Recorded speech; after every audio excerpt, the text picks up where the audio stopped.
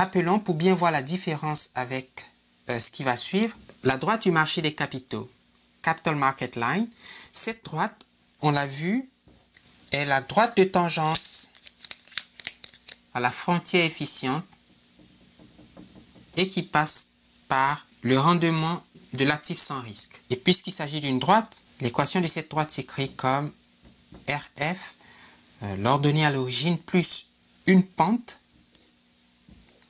qu'on a appelé le ratio de Sharpe multiplié par sigma p. Et cette pente, elle est donnée par mu m étant le rendement du portefeuille du marché, moins le rendement de l'actif sans risque, divisé par le niveau de risque du portefeuille du marché. C'est le ratio de Sharpe que nous avons interprété comme une prime, un premium par unité de risque. Les investisseurs qui prennent le risque de constituer un portefeuille incluant l'actif M, le portefeuille du marché, mais qui est aussi un actif, n'est-ce pas?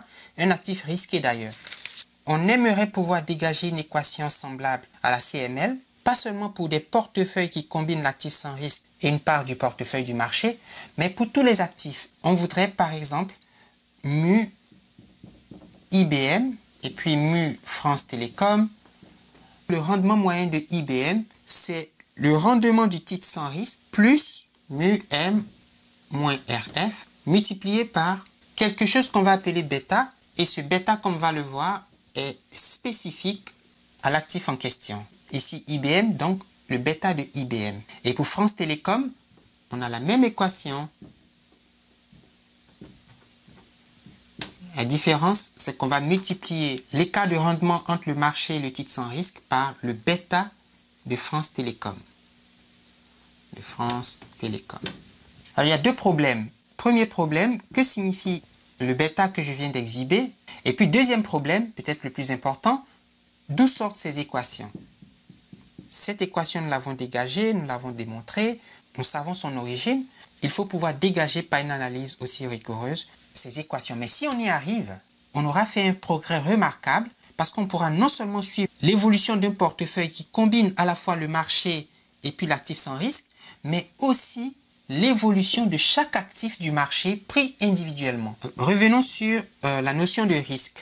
Nous avons expliqué au début que le risque est une affaire importante et qu'il y a tout un management du risque et que la diversification était une opération de gestion du risque. Mais le risque dont on a parlé, que j'ai noté sigma carré, faisons ça un peu concret, prenons une entreprise que j'appelle A ou qui a une action cotée en bourse qu'on va appeler A. Alors, on a noté sigma A carré, sa volatilité, qu'on a regardé comme une mesure de risque. Et c'est ce risque qu'on a essayé de gérer en diversifiant notre portefeuille, en ajoutant d'autres risques qui ne sont pas corrélés. Et c'est bien, ça nous a permis de réduire la volatilité du portefeuille. Et pour cette raison, nous allons appeler ce risque risque diversifiable. Et puis un autre risque que je vais noter bêta A. Alors, ce risque, il est très important. Il correspond à ce qu'on appelle le risque non diversifiable. Il n'est pas diversifiable, on l'appelle aussi risque systématique. Non diversifiable. C'est un risque qui est inhérent à l'actif A. Il persiste alors que celui-là, il tente à disparaître avec un peu de diversification, avec une bonne gestion de portefeuille. Vous employez un bon manager qui a étudié dans les bonnes écoles de gestion de risque, il va vous annuler le sigma A carré. Mais le bêta A demeure. Et c'est ce risque que les marchés financiers rémunèrent. Et si vous dites, mais pourquoi pas celui-là? Parce qu'on peut l'éliminer. Voilà, si on est un peu intelligent, si on comprend un peu la diversification, on peut annuler ce risque. Un risque qui demeure doit faire et fait l'objet d'une prime sur les marchés financiers. Nous allons voir que cette prime est exprimée par l'écart de rendement entre la valeur du marché et la valeur de l'actif sans risque. Alors, voici la partie analytique, la partie technique, disons les mathématiques qui vont nous permettre de dégager la Security Market Line pour chaque actif du marché. Alors, je reviens toujours à ce dessin. Nous avons ici le portefeuille du marché et ici le rendement du titre sans risque.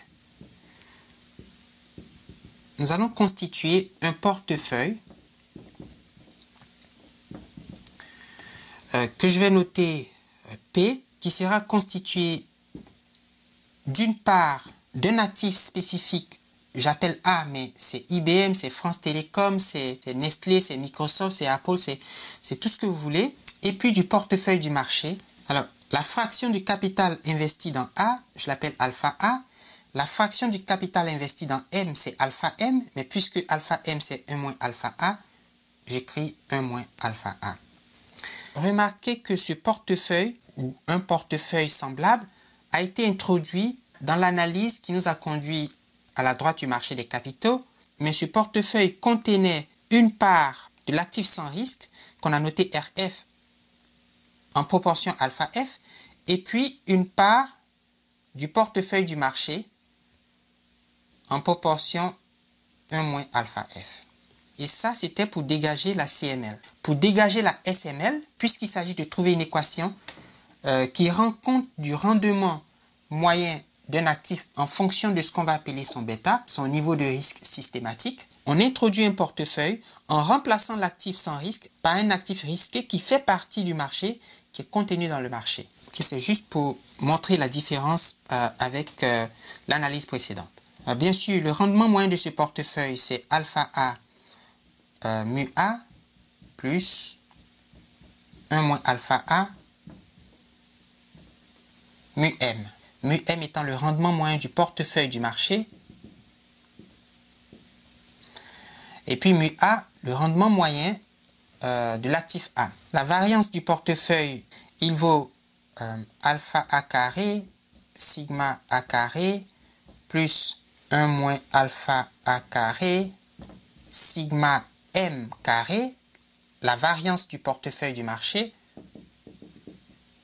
Ici j'ai sigma M, je l'élève au carré, ça fait sigma M carré, plus 2 fois alpha A,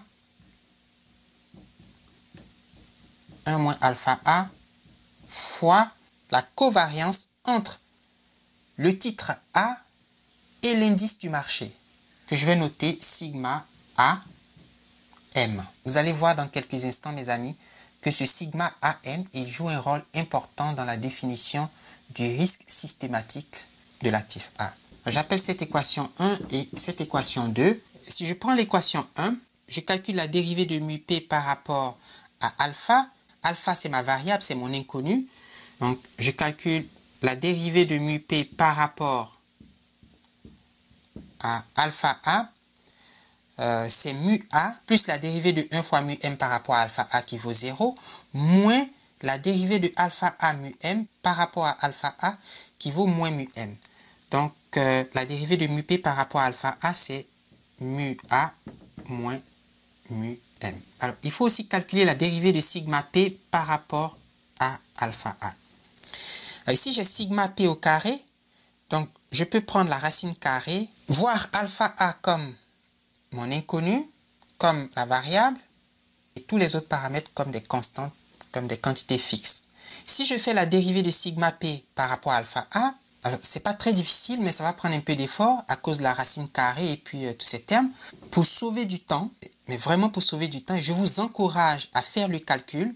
Il faut vérifier que ce que je vais dire est correct. Si vous faites la dérivée de sigma P par rapport à alpha A,